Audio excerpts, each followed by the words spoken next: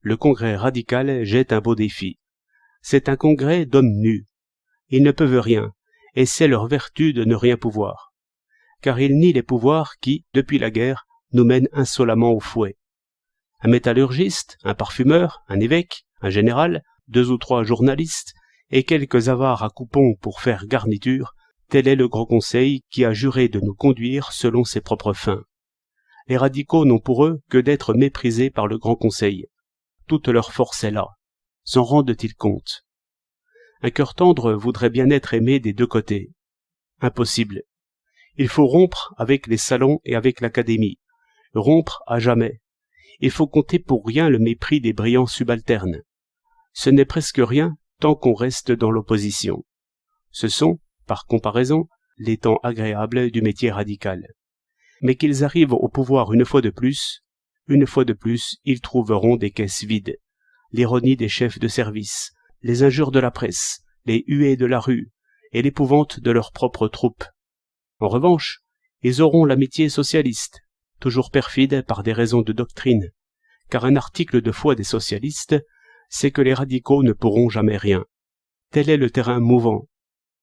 Je me souviens du jour, car ce ne fut qu'un jour, où Caillaux eut le pouvoir sur les finances. Les actes de force jaillirent de lui comme un tir de mitrailleuse. Mais ce ne fut pas long. Quand il se retourna vers ses troupes, il n'avait plus de troupes. Un grand socialiste, que je ne pouvais qu'estimer, me dit alors à l'oreille « Caillaux est fini ». Je le crus un moment.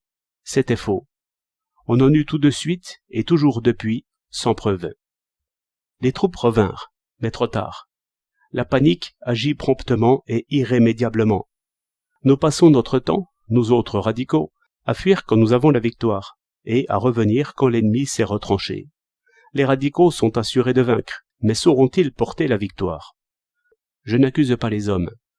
C'est la situation qui est difficile. Et pourquoi? C'est que le parti radical est une force d'opinion, et qu'il y a 2 opinions.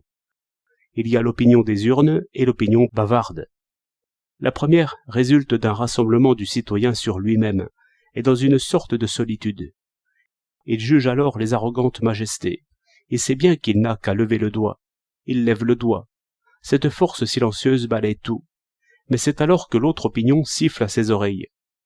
Il devrait s'y attendre et, comme Ulysse aux sirènes, s'attacher au mât par un grand serment, donner au moins 20 mois de crédit à ses amis et leur permettre même quelques fautes. Qui n'en fait pas? Mais avez-vous jamais vu un journal radical qui ne soit pauvre? Avez-vous jamais assisté à une conversation de politique où les radicaux ne soient criblés de flèches venimeuses?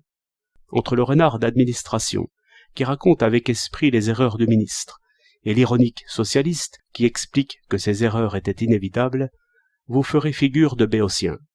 On vous prouvera que vous ignorez l'histoire, la géographie, l'économique. Cette situation est trop pénible pour un ami de la raison et de la justice. Où est l'homme cuirassé de fer, qui tiendra bon devant les grands sophistes de droite et de gauche?